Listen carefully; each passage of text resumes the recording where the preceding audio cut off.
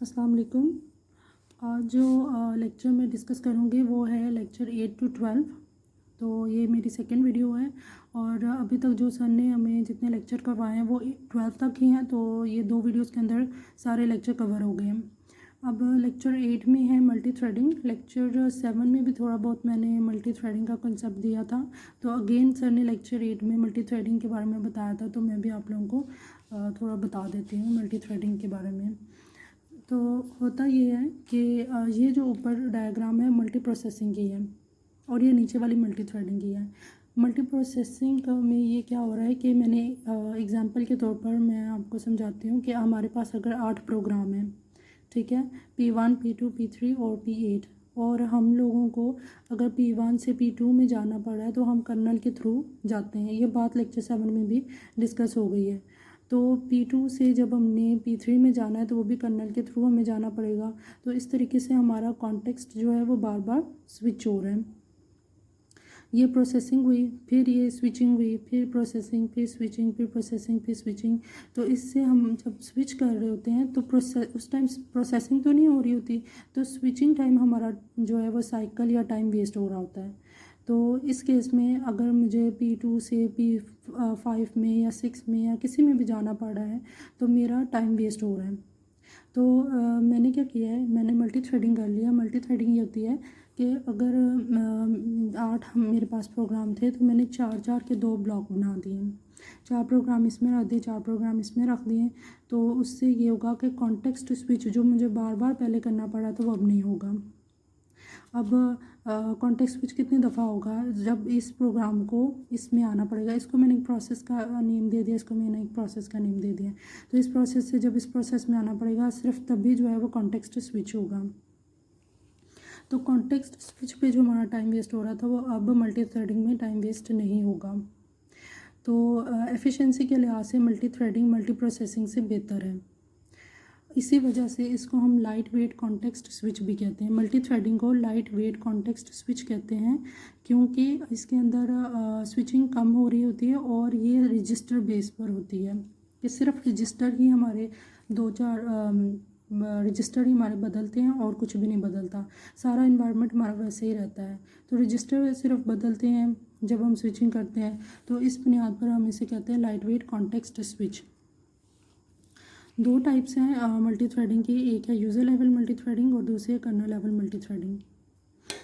अच्छा, तो user level multi threading ये होती है कि ये जो चीज़ है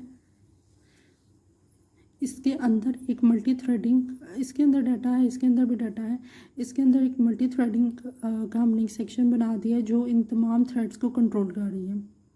तो ये यूज़र लेवल है। कर्नल को, इस चीज़ को हम यूज़र स्पेस भी कहते हैं।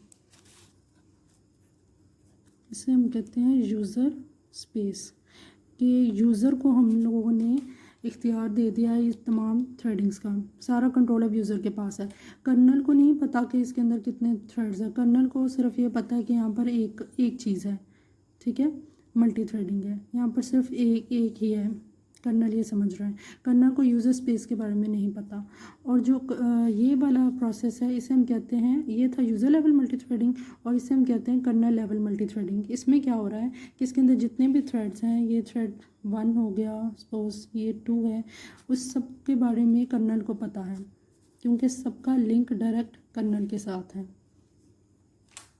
तो ये हो गया कर्नल लेवल मल्टी थ्रेडिंग। अब कर्नल जो है मल्टी प्रोसेसिंग और मल्टी थ्रेडिंग में हम देखेंगे कि फ़ायदा क्या है, किस चीज़ को इस्तेमाल करने का फ़ायदा है। तो मल्टी थ्रेडिंग वैसे तो एफिशिएंसी के लिहाज से बेहतर है, लेकिन इसमें नुकसान ये है कि अगर एक भी थ्रेड में एरर आ जाता है, सपोज इस वाले थ्रेड में एरर आ गया है, तो जो कर्नल है वो इस पूरे के पूरे प्रोसेस को ही ख़त्म कर देगा। वो एक थ्रेड में एरर की वजह से वो बाकी जो थ्रेड्स हैं उसको भी ख़त्म कर देगा।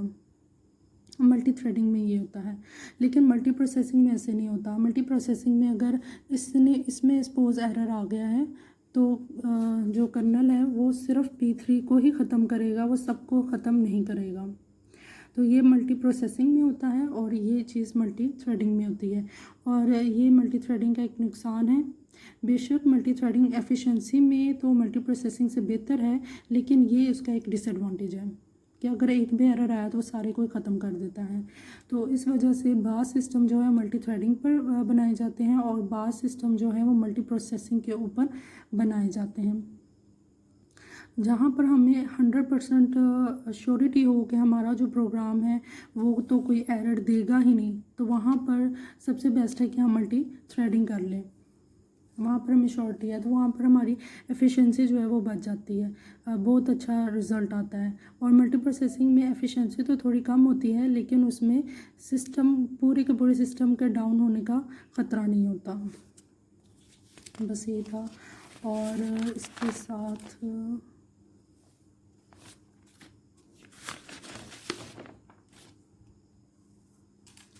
तो नेक्स्ट है लिनक्स जो है वो यूज़र लेवल मल्टी थ्रेडिंग करता है और पॉजिक्स जो है वो कर्नल लेवल मल्टी थ्रेडिंग करता है। पॉजिक्स भी एक ऑपरेटिंग सिस्टम है, पोर्टेबल ऑपरेटिंग सिस्टम, तो ये बस उसके बारे में थोड़ा बताया हुआ है। और इसी क्लास में सर ने कहा था कि सब स्टूडेंट अपने अपने लैपटॉप्स में वो लिनक्स इंस्टॉल कर लें, तो मुझे उम्मीद है कि सब ने कर लिया होगा लिनक्स इंस्टॉल। और सर ने कहा था कि नेक्स्ट क्लास में आप फॉक और एक्सी और पोस्ट क्रिएट थ्रेड की ये कुछ टर्म्स है वो आप खुद से पढ़ के आएँ। तो मैं बता देती हूँ कि क्या चीज़ें होती है जिसका सर ने कहा था कि पढ़ के आना है। फॉक एक कॉल है, ये क्या करती है कि प्रोसेस की कॉपी बना देती है। इसका डिटेल मैं आगे जाकर बताऊँगी लेक्चर 12 में या लेक्चर 10 में। तो फॉक बस इतना आप देख लें कि ये अपनी ही एक कॉपी बना लेता है, कॉपी इटसेल्फ। और एग्जिक की ये जो कॉल है वो क्या करती है, use to execute a file which is residing in active process. जो एक्टिव प्रोसेस में फ़ाइल पड़ी होती है उसको एग्जीक्यूट करती है और ओल्ड फाइल को न्यू फाइल के साथ रिप्लेस कर देती है। ये इतना ज़्यादा पढ़ने की ज़रूरत नहीं है क्योंकि अभी तक इसका हमने कोई इतना पढ़ा नहीं है, ना कोडिंग की है, तो ये इतना इंपॉर्टेंट नहीं है। और पोस्ट क्रिएट थ्रेड क्या होती है, ये कंट्रोल करता है मल्टीपल फ्लो ऑफ वर्क को। बस इतना ही काफ़ी है। आगे लेक्चर 9। तो लेक्चर 9 में हम लोगों ने पढ़ा था कोऑपरेटिव प्रोसेस। अब कोऑपरेटिव प्रोसेस क्या होते हैं, प्रोसेस दैट अदर अफेक्टेड और get affected by another process. और ये है कि इसको आप छोड़ दें, ये देखें वो प्रोसेस जिनमें कॉमन वेरिएबल हो वो कोऑपरेटिव प्रोसेस कहलाते हैं। इसका क्या मतलब है कि 2 या 3 प्रोसेसेस जब एक 2, 3 या एक वेरिएबल जो है वो कॉमन यूज़ कर रहे होते हैं तो ऐसे प्रोसेस को हम कहते हैं कोऑपरेटिव प्रोसेस। इसको मैं आगे एग्जांपल के साथ बताती हूँ। आगे सिंक्रोनाइजेशन प्रॉब्लम, जब 2 प्रोसेस एक जैसा वेरिएबल इस्तेमाल करते हैं, सेम वेरिएबल इस्तेमाल करते हैं, तो जो प्रॉब्लम आते हैं उसको हम कहते हैं सिंक्रोनाइजेशन प्रॉब्लम। इसको भी मैं आगे एग्जांपल में बताती हूँ। तो वो क्या रहा है कि हमारे पास एक प्रोसेस 1 है और एक प्रोसेस 2 है। यही चीज़ है जो समझने वाली है पूरे लेक्चर में। प्रोसेस 1 में क्या हो रहा है कि ये डाटा जो है उसको एक बफर हमारे पास है, उसके अंदर डाटा प्लेस कर रहा है। और प्रोसेस 2 क्या कर रहा है कि इस बफर से डाटा को गेट कर रहा है। कुछ भी डाटा हम सपोज कर लेते हैं इसके अंदर पड़ा हुआ है 4, 2, 3 या 7, कुछ भी इसके अंदर पड़ा हुआ है। तो ये प्रोसेस 1 इसके अंदर डाटा रख रहा है और ये प्रोसेस इससे डाटा गेट कर रहा है। अभी और एक काउंट हमारे पास वेरिएबल है जो कि काउंट करता है कि इस केस में काउंट क्या करता है कि जितना डाटा उसने रखा है काउंट में इंक्रीमेंट होता रहेगा। ज़ाहिर बात है रखता जाएगा तो काउंट में +1 होता रहेगा। और इस केस में काउंट क्या कर रहा है कि जब प्रोसेस उसमें से डाटा ले लेता है तो काउंट को माइनस कर देता है। ठीक है, तो इस प्रोसेस में उसको ऐड कर रहा है, जब वो रखता है तो काउंट को इंक्रीज़ कर देता है और इस प्रोसेस में जब वो डाटा को गेट कर लेता है तो काउंट को डिक्रीज़ कर देता है। अब यहाँ पर हो क्या रहा है कि अगर दोनों प्रोसेस एक ही टाइम पर एग्जीक्यूट होते हैं तो उससे क्या होगा कि काउंट में सपोज अभी वैल्यू 4 पड़ी हुई है, ये मैंने बिल्कुल सर वाली ही एग्जांपल ली है ताकि आसानी हो जाए। काउंट में अभी अगर वैल्यू 4 पड़ी हुई है तो इसने डाटा रखा तो उसने काउंट को क्या कर दिया 5, और इसने डाटा गेट किया और इसने काउंट को सेम टाइम पर ये हो रहा है, तो 4 इसके पास भी और 4 इसके पास भी। इसने 4 में 1 ऐड करके 5 कर दिया, इसने 4 में से 1 माइनस करके 3 कर दिया। क्योंकि दोनों प्रोसेस अगर सेम टाइम पे चलते हैं तो प्रोसेस 1 ने उसको ऐड कर दिया और प्रोसेस 2 ने उसको सब्ट्रैक्ट कर दिया। तो काउंट की वैल्यू में आप देखें कि फ़र्क आ गए, यहाँ पे 3 आ गए हैं, यहाँ पर 5 आ गए हैं। तो इस किस्म के प्रॉब्लम को हम कहते हैं सिंक्रोनाइजेशन प्रॉब्लम। ठीक है, कि इसमें भी हमने यही पढ़ा था कि जब प्रोसेस शेयर करता है सेम वेरिएबल, कि ये एक प्रोसेस था, ये जो प्रोसेस 1 और प्रोसेस 2 है वो एक वेरिएबल यानी काउंट को जब वो यूज़ कर रहा था, तो ये प्रॉब्लम हमारे पास जो आई है, इस प्रॉब्लम को हम कहते हैं सिंक्रोनाइजेशन प्रॉब्लम।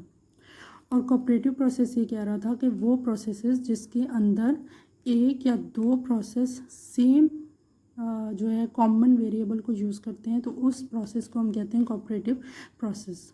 ठीक है, तो ये दोनों डेफिनेशन अब ज़्यादा क्लियर हो गई होगी पहले से बेहतर। ठीक है, अब यहाँ पर हमारे पास एक प्रॉब्लम आ गया है कि काउंट को जब हमने एट अ टाइम दोनों प्रोसेस में काउंट को यूज़ किया तो एक तरफ 5 आ गया, एक तरफ 3 आ गया। तो हमें अब क्या करना चाहिए, हमें इसका सलूशन निकालना चाहिए। तो इसका सलूशन के लिए सबसे पहला जो है, ये मैंने आगे सलूशन लिखा भी हुआ है, उसका सलूशन ये है कि म्यूचुअल एक्सक्लूजन। म्यूचुअल एक्सक्लूजन क्या होती है कि दोनों में से ये दोनों जो प्रोसेस एक एट अ टाइम चलते हैं तब वो प्रॉब्लम दे रहे हैं, तो हम ये कहते हैं कि एट अ टाइम ना चले, एक वक्त में एक ही प्रोसेस चलना चाहिए, या प्रोसेस 1 चले या प्रोसेस 2 चले। इससे हमारी काउंट की वैल्यू में गड़बड़ नहीं होगी। ठीक है, तो ये हमारा मसला हल हो जाएगा। या एक टाइम पे प्रोसेस 1 चलना चाहिए या एक टाइम पे प्रोसेस 2 चलने चाहिए, दोनों एक वक्त नहीं चलने चाहिए। इसको कहते हैं mutual exclusion. No two processes enter in the critical section at a same time. Critical section क्या होता है ये मैं अभी आपको बताती हूँ। ये ऊपर मैंने लिखा हुआ है where program modify share variable. Share variable का भी मैं बता देती हूँ, एक कोड देख लेते हैं।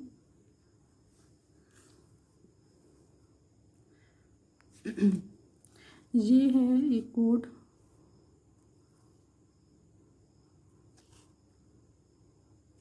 प्रोसेस 1 है हमारे पास। उसके अंदर क्या हो रहा है कि वाइल एक लूप लगी हुई है और उसके अंदर एक वो क्या कर रहा है, कुछ डाटा क्रिएट कर रहा है और उसको बफर में रख रहा है।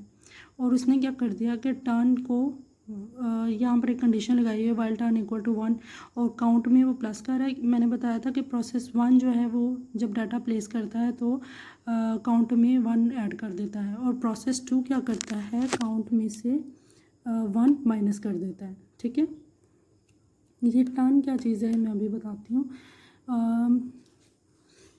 जब ये प्रॉब्लम आ रहा था तो इसका सलूशन हम लोग जो सर ने हमें बताया वो है म्यूचुअल एक्सक्लूजन।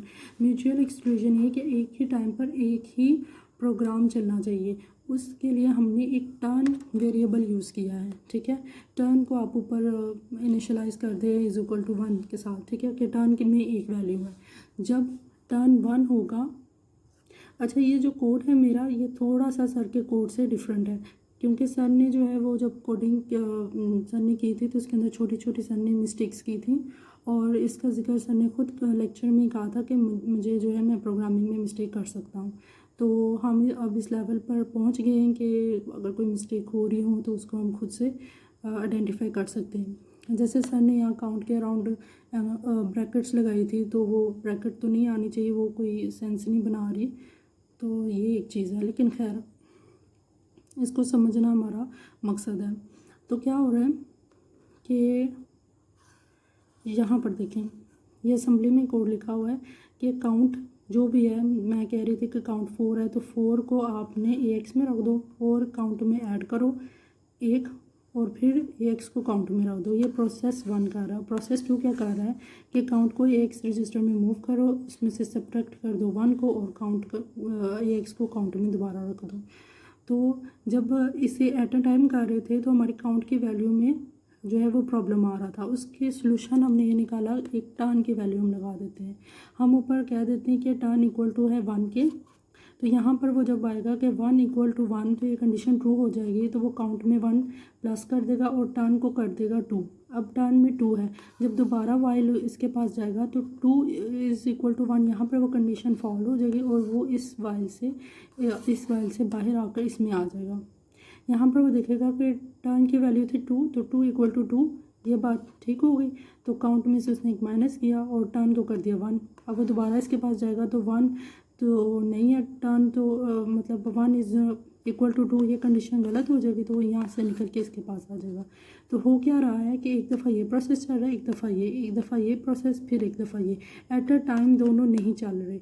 इस चीज़ को हम कहते हैं म्यूचुअल एक्सक्लूजन। म्यूचुअल एक्सक्लूजन ये होती है कि जो है वो एक टाइम में एक ही प्रोसेस चलना चाहिए, ठीक है। तो ये सॉल्यूशन है उस प्रॉब्लम का जो शेयर्ड वेरिएबल की वजह से आ रहा था। शेयर्ड वेरिएबल क्या होता है? जो वेरिएबल, ये मैंने नीचे लिखा हुआ है, जो वेरिएबल कॉमन होता है दोनों प्रोसेस में उसे हम कहते हैं शेयर्ड वेरिएबल। उसका नाम बता रहा है कि इस वेरिएबल को शेयर किया हुआ है दोनों प्रोसेस ने, ठीक है। और ये कुछ छोटी छोटी टर्मिनोलॉजी है, इसको भी देख लें। ये जो चीज़ होती है वाइल वाली, इसको हम कहते हैं एंट्री सेक्शन। और यहाँ जहाँ पर शेयर्ड वेरिएबल को मॉडिफाई किया जा रहा है, शेयर्ड वेरिएबल काउंट है ना, तो यहाँ पर काउंट को या प्लस किया जा रहा है या माइनस किया जा रहा है, कुछ भी अगर शेयर्ड वेरिएबल के साथ काम हो रहा है ना, तो उसको हम कहते हैं क्रिटिकल सेक्शन। सेम यहाँ पर भी है, इसको भी हम कहेंगे क्रिटिकल सेक्शन। और इस वाले को हम कहते हैं एग्जिट सेक्शन। जब वो कोई भी काम कर लेगा तो उसको हम कह देंगे कि एग्जिट हो गया। और बाकी वाले पार्ट को हम कहते हैं रिमाइंडर सेक्शन, ठीक है। ये छोटी सी टर्मिनोलॉजी है, बस इसको अपने दिमाग में बिठा लें, ऐसी कोई ख़ास बात नहीं है इसमें। अब यहाँ पर आपको से क्लियर समझ आएगी क्रिटिकल सेक्शन की, कि where program modify shared variable. Shared variable क्या था? वही वाला, यानी काउंट। शेयर्ड वेरिएबल वो वेरिएबल जो दोनों प्रोसेस इस्तेमाल करते हैं। इस केस में काउंट को दोनों प्रोसेस इस्तेमाल कर रहे हैं, तो जहाँ पर शेयर वेरिएबल यानी काउंट को प्लस किया जा रहा है या माइनस किया जा रहा है, उस जगह को हम कहते हैं क्रिटिकल सेक्शन। तो ये एक सोल्यूशन था कि no two processes enter the critical section at the same time. अब दूसरा है प्रोग्रेस और बाउंडेड वेटिंग। प्रोग्रेस क्या होता है? Decision who will enter critical section based on which not in remedial. अच्छा, ये मैंने ना शॉर्ट वर्ड्स में अपने समझने के लिए सिर्फ लिखा हुआ है। तो प्रोग्रेस क्या चीज़ होती है कि ये यहाँ पर हम डिसीजन करते हैं कि किसने क्रिटिकल सेक्शन में जाना है, मतलब कौन वर्किंग करेगा, प्रोसेस 1 वर्किंग कर रहा है या प्रोसेस 2 कर रहा है। इस चीज़ को डिसाइड करने का काम है, काम करने को हम कहते हैं प्रोग्रेस, ठीक है। यहाँ पर डिसीजन होती है कि किस प्रोसेस ने काम करना है। और बाउंडेड वेटिंग ये होती है कि कितनी नंबर ऑफ़ टाइम्स दफ़ा जो है एक प्रोसेस क्रिटिकल सेक्शन में जाएगा। यानी क्रिटिकल सेक्शन में जाने का मतलब है कि वर्किंग, ठीक है। आप ये समझ लें कि एक प्रोसेस कितने दफ़ा जाएगा वो वर्किंग करने क्रिटिकल सेक्शन में। तो ऐसा नहीं है कि ये वाला प्रोसेस को हम 7 दफ़ा भेज दें और इस बेचारे को हम 2 दफ़ा भेज दें, ऐसा नहीं होता। तो हमने नंबर ऑफ़ टाइम भी एक फ़िक्स किया हुआ है कि अगर 5 दफ़ा ये जाए तो 5 ही दफ़ा ये प्रोसेस भी जाना चाहिए, ठीक है। तो ये एक सीक्वेंस से चलना चाहिए। ये छोटी छोटी कुछ टर्मिनोलॉजीज थी बस लेक्चर 9 के अंदर। अच्छा, नेक्स्ट है लेक्चर 10।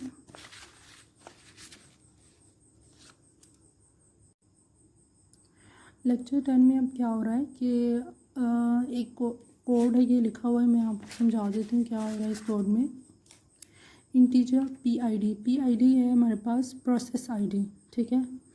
ये फॉक की उसने कॉल की है। फॉक मैंने आप लोगों को बताया था कि जब भी फॉक की कॉल होती है तो प्रोसेस जो है वो अपनी जैसे एग्जैक्ट कॉपी बना लेता है।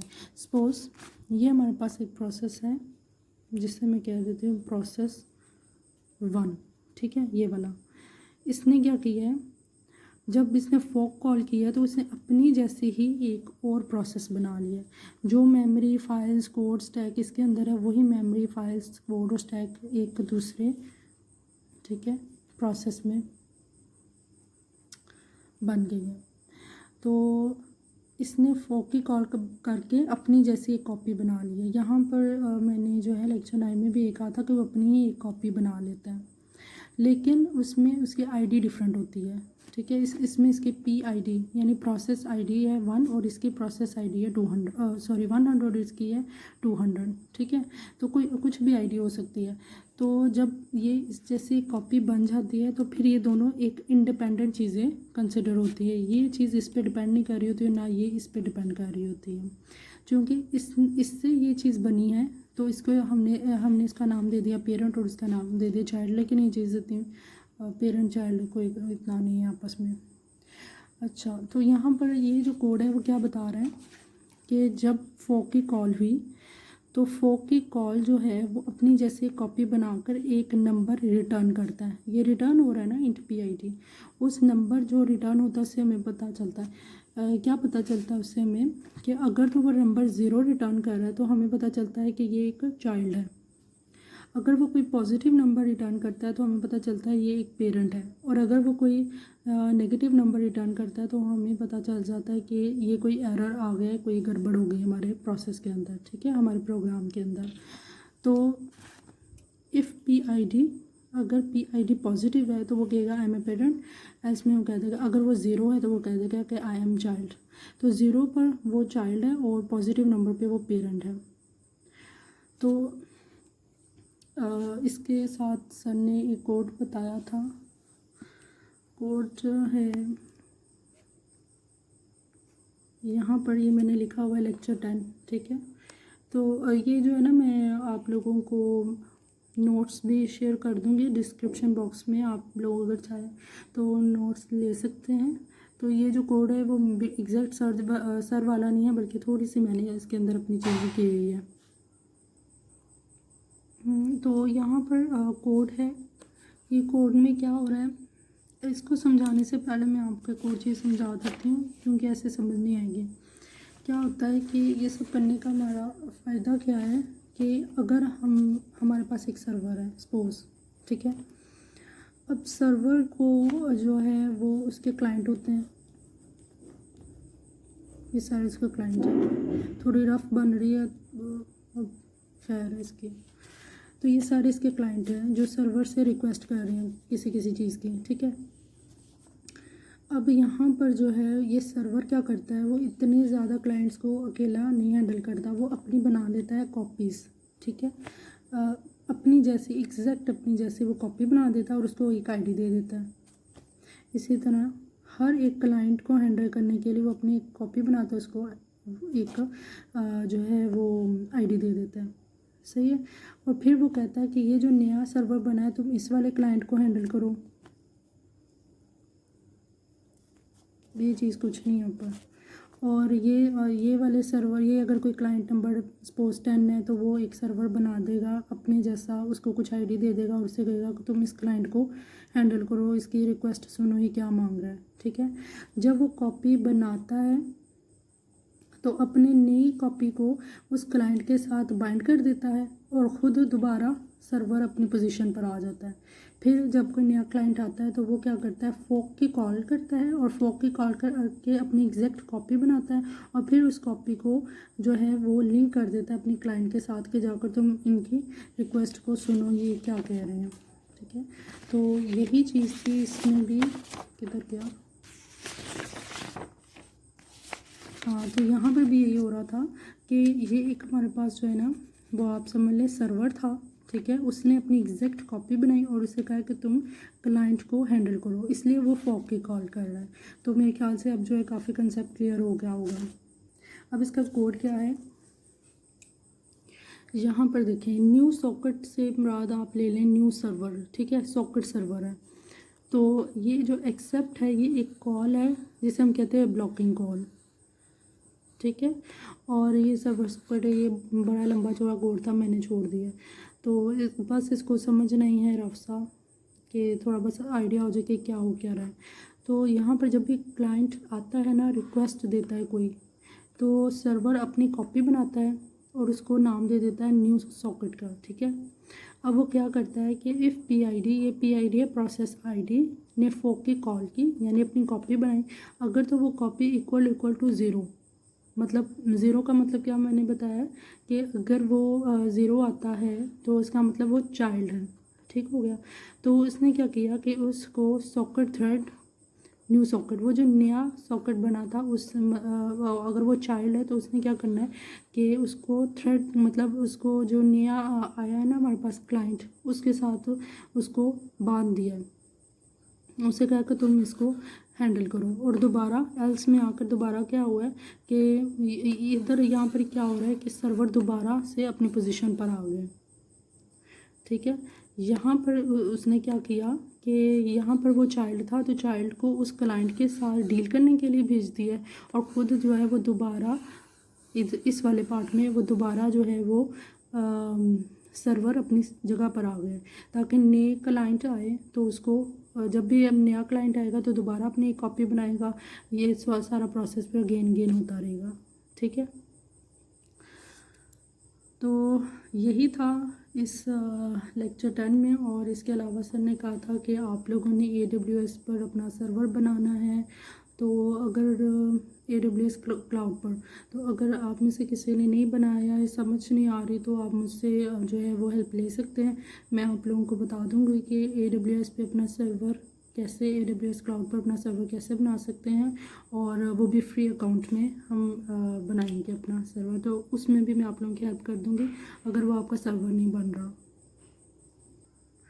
इसके साथ ही अगर आप में से किसी ने अभी तक अपना लिनक्स नहीं इंस्टॉल किया, तो लिनक्स पर भी हमने कोई काम तो नहीं किया, लेकिन सर ने इंस्टॉल करने का कहा था, तो अगर वो उसमें कोई एरर आ रहा है, कोई मसला हो रहा है, तो भी आप पूछ सकते हैं, तो उसमें भी मैं जितना हो सका आप लोगों की हेल्प कर दूँगी। इसके अलावा मैं अपना भी एक छोटा सा ऑपरेटिंग सिस्टम बना रही हूँ, तो जब वो बन जाएगा इंशाल्लाह तो वो भी मैं आप लोगों के साथ शेयर करूँगी। तो वो जो मेरा ख़ुद का ऑपरेटिंग सिस्टम होगा, अगर वो आप लोगों को पसंद आया आप लोग, तो मैं आप लोगों को बता दूँगी कि कैसे हम बना सकते हैं। अच्छा, तो नेक्स्ट है हमारा लेक्चर 11। लेक्चर 11 जो है वो अभी तक क्लासरूम पर उसकी रिकॉर्डिंग नहीं मौजूद, तो मैंने आप लोगों को पहले भी बताया था कि मैं रिकॉर्डिंग ही सुनती हूँ, तो मुझे नहीं पता कि लेक्चर 11 में सर ने क्या पढ़ाया था, तो फ़िलहाल इसको छोड़ देते हैं, फिर कर लेंगे इंशाल्लाह। नेक्स्ट है लेक्चर 12। इसमें ये है कि डिजिक्स्ट्रा जो है वो एक साइंटिस्ट था और उसने अपना ये कुछ बताया है। खैर, तो प्रिमिटिव के बारे में पढ़ेंगे। दो तरह के होते हैं, एक होता है म्यूटिक्स और एक होता है सेमाफोर। ये क्या चीज़ है ये मैं आगे आप लोगों को बताती हूँ। म्यूटिक्स क्या होता है, इस पे काफ़ी लोगों को कन्फ्यूजन थी। तो म्यूटिक्स ये होता है कि ये म्यूचुअल एक्सक्लूजन में म्यूटिक्स हेल्पफुल होता है, ये होल्ड करता है म्यूचुअल एक्सक्लूजन को। Special variable which is only accessible by weight and signal. ये वेट और सिग्नल जो है दो कॉल्स हैं, ठीक है, ये क्या होती है मैं अभी बताती हूँ। और आप ये समझ लें बस कि एक स्पेशल किस्म का वेरिएबल है म्यूटिक्स का जो म्यूचुअल एक्सक्लूजन में हेल्पफुल होता है। तो ये क्या करता है कि प्रोसेस 1 है, ये प्रोसेस 2 है और ये एक म्यूटिक्स वेरिएबल है। तो जो प्रोसेस जो है म्यूटिक्स को, जो वेरिएबल म्यूटिक्स को ऐसा कह लें कि पकड़ लेता है ना, वो उसको लॉक कर देता है और जिसके पास म्यूटिक्स होता है ना वही प्रोसेसिंग में जा सकता है। तो जब वो इसको फॉर एग्ज़ाम्पल ये प्रोसेस 2 ने म्यूटिक्स को ले लिया है तो इसने इसको लॉक कर दिया और अपनी प्रोसेसिंग स्टार्ट कर दी। इतनी देर में प्रोसेस 1 वेट करता है तब तक जब तक म्यूटिक्स अनलॉक नहीं हो जाता। तो इसकी ज़्यादा समझ नहीं आई होगी, ख़ास मैं एग्जांपल से समझाती हूँ। जैसे था ये वाला, इसमें क्या हो रहा था, प्रोसेस 1 और प्रोसेस 2 ये क्या कर रहे थे कि हम एट अ टाइम जब डाटा शेयर कर रहे थे तो वहाँ पर प्रॉब्लम आ रहा था और उस प्रॉब्लम को हम कहते हैं सिंक्रोनाइजेशन प्रॉब्लम। अब उस प्रॉब्लम का सलूशन हमने बताया कि वो है म्यूचुअल एक्सक्लूजन, कि एक टाइम में एक प्रोसेस ही जाए। अब किस तरीके से काम करता है कि प्रोसेस 1 जो है वो क्या करेगा, वो म्यूटिक्स को होल्ड कर लेता है। सपोज वो क्या करता है कि ये उसके पास प्रोसेस 1 के पास म्यूटिक्स है अगर, ठीक है, तो वो इसको कर देगा लॉक। जैसे ये म्यूटिक्स लॉक हो गया वो अपना काम शुरू कर देगा। उसका काम क्या है कि डाटा को बफर में रखना, ठीक है। ये म्यूटेक्स लॉक इतनी देर में जो प्रोसेस 2 है वो क्या करता है, वो कहता है कि मुझे भी म्यूटेक्स चाहिए ताकि मैं भी अपना काम करूँ। तो प्रोसेस 2 जो है वो आता है, वेट की कॉल करता है। ठीक है, ये वेट की कॉल बेसिकली क्या करती है कि ये बताती है कि म्यूटेक्स फ्री है या नहीं है। ठीक है, तो प्रोसेस 1 ने सबसे पहले वेट की कॉल की और उसने देखा कि म्यूटेक्स फ्री है, तो उसने म्यूटेक्स को होल्ड कर लिया, उसे लॉक किया, अपनी प्रोसेसिंग स्टार्ट कर दी। जब प्रोसेस 2 वेट के पास आया, उसने देखा कि म्यूटेक्स तो ऑलरेडी लॉक हो गया है, यानी कि म्यूटेक्स तो अवेलेबल नहीं है। तो फिर इतनी देर में प्रोसेस 2 क्या करता है, वेट करता है क्यू के अंदर। वो वेट करता है उतना टाइम जितनी देर में जो म्यूटेक्स है वो अनलॉक नहीं हो जाता, क्योंकि जिसके पास म्यूटेक्स का वाला वेरिएबल होगा सिर्फ वही प्रोसेसिंग कर सकता है, सिर्फ वही जो एग्जीक्यूशन कर सकता है, दूसरे को फिर वेट करना पड़ता है। ठीक है, जब प्रोसेस 1 अपना काम कर लेता है तो वो सिग्नल की कॉल भेजता है। ये सिग्नल की कॉल क्या करती है, ये सिग्नल की कॉल ये करती है कि जो है वो देखती है कि क्यू में कौन कौन सा प्रोसेस म्यूटेक्स का वेट कर रहा है। तो फिर वो क्या कहता है कि वो कहता है कि अब मैंने म्यूटेक्स से काम कर लिया, मैंने इसे अनलॉक कर दिया, तो अब आप लोग इसको यूज़ कर सकते हैं। मतलब ये पूरा प्रोसेस चल कैसे रहा है। प्रोसेस 1 आया, उसने वेट की कॉल की, उसने देखा कि म्यूटेक्स अवेलेबल है, उसने म्यूटेक्स को लॉक किया और अपनी प्रोसेसिंग स्टार्ट कर दी। प्रोसेसिंग में उसने अपना डाटा रखा। जब वो डाटा रख रहा था तो प्रोसेस 2 जो है उसने वेट की कॉल की, उसने देखा कि म्यूटेक्स ऑलरेडी जो है वो लॉक हो चुका है, किसी और ने उसको ले लिया है। तो फिर वो क्या करता है, वेट करता है या वो स्लीप पर चला जाता है। ठीक है, वेट मतलब वो स्लीप पे चला जाता है, वो अपनी प्रोसेसिंग वगैरह उतनी देर के लिए स्टॉप कर देता है। फिर जब प्रोसेस 1 अपना ये काम कर लेता है, डाटा वगैरह वो रख देता है, तो फिर वो क्या करता है, वो सिग्नल की कॉल करता है। और सिग्नल की कॉल पर वो कहता है, तो वो देखता है कि क्यू में कौन कौन है जो उसका वेट कर रहे हैं। तो उसके अंदर प्रोसेस 2 भी है, प्रोसेस अगर 3-4 और भी हैं तो वो सारे वेट कर रहे हों। तो फिर वो कहता है कि मैंने अपना काम कर लिया, और अब वो जो है म्यूटेक्स को अनलॉक कर देता है। ठीक है, तो फिर जब प्रोसेस 2 आता है वेट के पास, तो वो देखता है कि म्यूटेक्स अनलॉक हो गया है, तो वो फिर अपना काम करना शुरू कर देता है, वो इधर से डाटा गेट करना शुरू कर देता है।